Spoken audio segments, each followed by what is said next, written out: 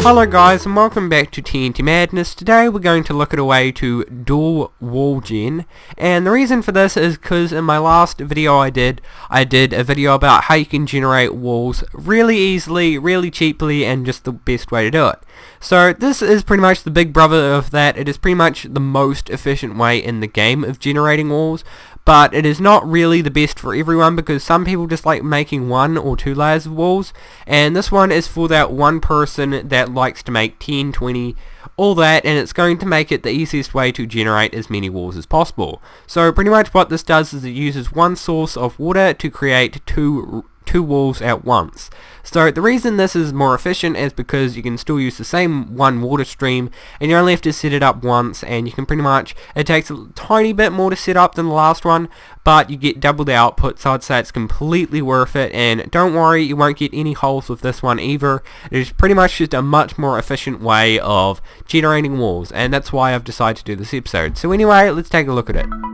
So what we have here is we've got our setup all done before you actually place the water down, and the major part about generating walls is you have to have lava 2 thick, because if you have it 1 thick, like I did in episode 1 where I was a complete noob at factions and only made lava 1 wide, then you will get quite a few holes in your actual wall and it will generate slower. So the most important thing is to make sure that your lava is 2 thick. So what we have here is just the basics of what you have it, and all I'm going to do now is place down the water to show that it actually generates. So you just want to place it along until you have it at the very edge, and then as you can see, all the lava is slowly turning into cobblestone, except for some reason these middle bits here seem to generate way faster than the rest, as you can see down here. And what this will do is this will generate your wall in a matter of minutes, and that's if you're going from, of course, the very sky limit, which I'd recommend doing this, all the way down to bedrock, and it will just make it much easier for your life if you're trying to build walls, instead of having to place down all the individual blocks individually. So anyway, now let's get on to what you've all been waiting for, and that's the tutorial. So anyway, now onto the tutorial. It's going to be a very simple one. All you're going to need is some building blocks, tons of water, and tons of lava, and this is going to be relatively simple to build. So the first thing you want to do is go to sky limit, or the top of your base, wherever you're going to build this, and you want to lay out a strip that is as long as your build is going to be, or as long as your wall is going to be. But if you're building at sky limit, you want to make sure that it is 1 block below where the sky limit is, because this is where you're going to be placing your lava, and this we're going to have above here so you can place the water. And also you want to build it at 1 block below the sky limit because you're going to be placing water on top of those walls anyway. If you're not going to be, then you should not be playing factions, because that is the absolute most basic thing you need to do. So anyway, the next thing you're going to need to do is you're going to, after you've built your very edge bits, is you want to place like a hanger sort of thing on the side, so that way the lava doesn't hang out the side and it becomes 1 block longer than you actually want it to be, because then that will look really ugly and people will probably find a way to make it easier to raid that part than any other part of your base.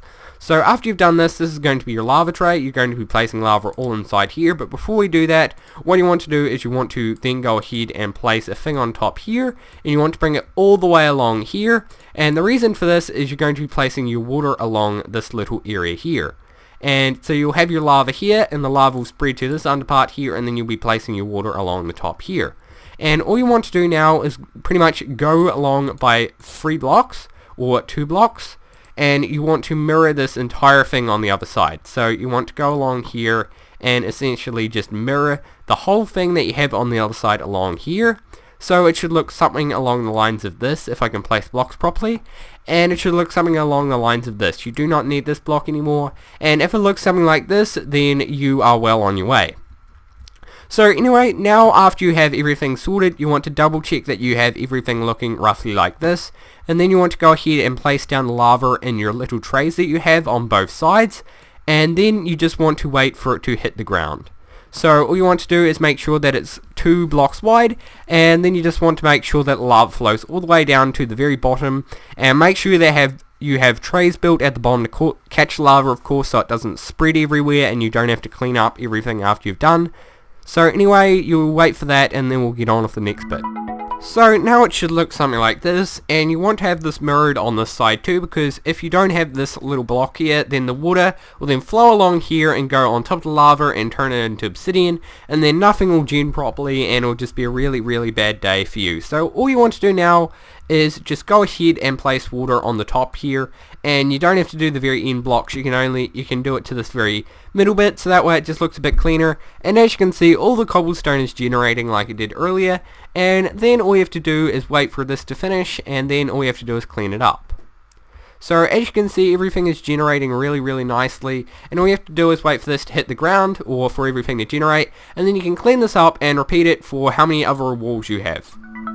So anyway, after you've cleaned it up, your wall should look a lot like this, except probably a lot taller and a lot wider. And all you have to do now, after you've cleaned up, is wait till you've generated all your walls, and then of course, do what the normal person would do and stick water on top of it, and then you'll have a very strong or a very simple base that you've started, and now you should be all sorted and all prepared for anyone with all the TNT cannons to get past you. Of course, these are really easy walls to get through, and I'd recommend that you build something like a regen wall, but this is just a really easy way to gen walls in case you want to just have a really simple wall that you want to build that doesn't cost much, and it's just a good way to build walls in general. So anyway, I hope you guys did enjoy this video. If you did, please leave a like, and if you really loved it, then subscribe. There'll be 3 videos a week. But anyway, goodbye from TNT Madness.